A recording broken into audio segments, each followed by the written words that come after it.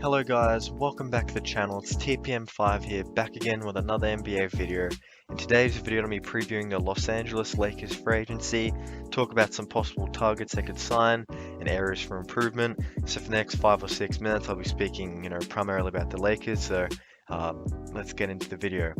So as you guys know, the Lakers recently traded for Russell Westbrook, and the reason I bring this up is because they gave up a lot of depth and a lot of, ability, on their roster.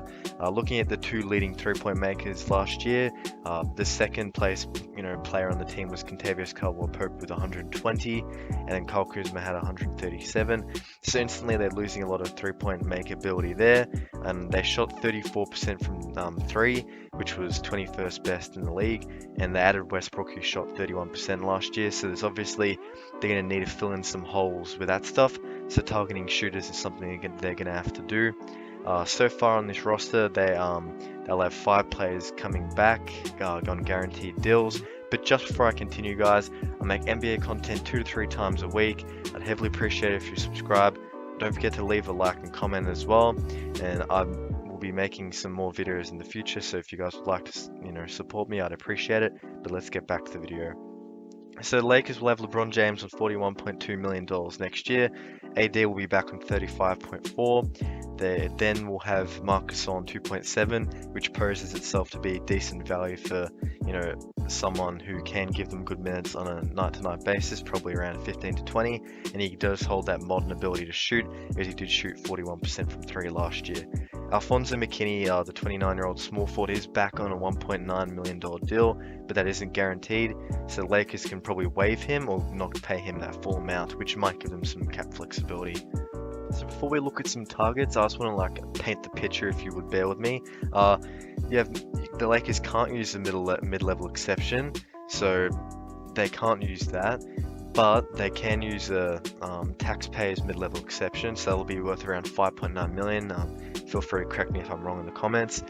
And then that'll be what they have, so they can bring a guy like Patty Mills in, who, that could be the way they could bring in one of those guys.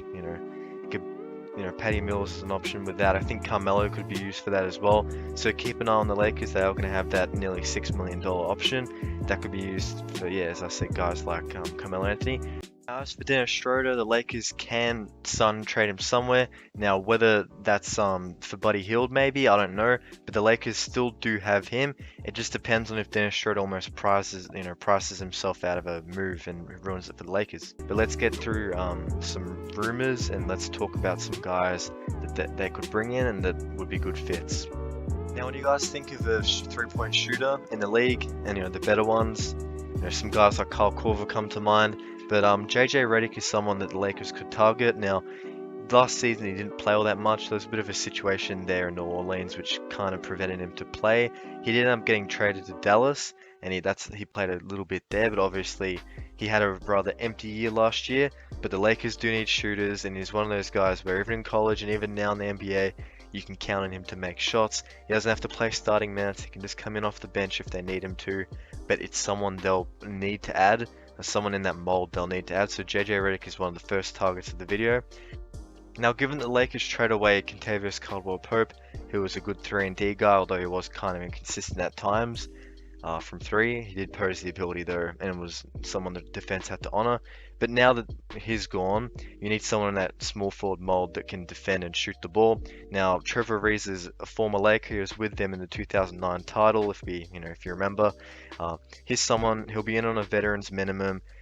He'll offer size in that position as well. And I think that, as Mark Jackson says, that can be a guy that can come in, star in their role, not be anything too extraordinary, but just come in and fill a need that this team will need. And another thing I'll add here as well is most of the cases with these veteran minimum guys, they're kind of guys that are one-dimensional or two, very limited, but what they can do at their age, they can still do well enough. Now, the Lakers are obviously going to need a traditional center, and you guys obviously clicked on the video and you saw the thumbnail, the quote-unquote return, but I think that, honestly, bringing back Dwight Howard would be a wise move for this team. I think that back in his year in 2019-20, he was averaging, I think it was 7.5 points, 7 rebounds. He comes in, doesn't need to play the whole night.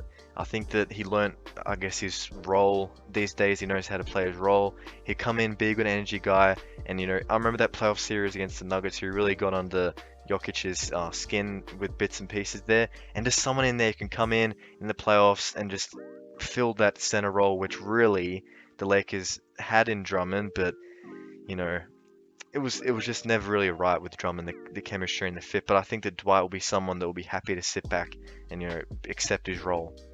So as you guys can see, Patty Mills poses to be an option. He could probably take that 5.9 mid-level exception, or you can use that on Blake Griffin as well. The Lakers would be able to get one more guy that could fit that six-man role, or one of the better players off the bench. So Patty Mills is an option, Blake Griffin's an option as well, and then also Carmelo Anthony as well, who averaged around 14 points last year, shooting 39% from the three. So the Lakers in that mid-level exception aren't short of options, and Goran Dragic will be another interesting player they could add. And also, I expect the Lakers to sign some undrafted guys as well. They've already done that with Mac McClung and also Joel Ajayi, and I think Sean Day Brown might have been a guy they also got. Those guys could pose value and could develop into something. But I'd say looking at free agency, LA is that type of city. Guys will want to come here.